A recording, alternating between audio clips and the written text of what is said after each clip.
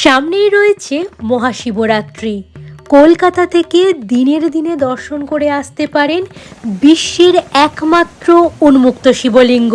এই পবিত্র ঝর্ণার ভেতরেই রয়েছে 5টা শিবলিঙ্গ, যেগুলোকে আপনি স্পর্শ করতে পারবেন কিন্তু চোখে দেখতে পাবেন না।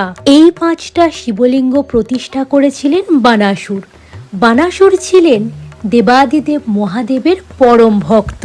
বানাসুর ভারতবর্ষের বিভিন্ন জায়গায় অনেক শিবলিঙ্গ প্রতিষ্ঠা করেছিলেন। হাওড়া থেকে সকাল সকাল বালাসরগামী যে কোনো ট্রেনে উঠে পড়ে নেমে পড়ুন বালাসর স্টেশন। স্টেশনের বাইরেটা এলেই আপনারা অটো এবং গাড়ি স্ট্যান্ড দেখতে পাবেন।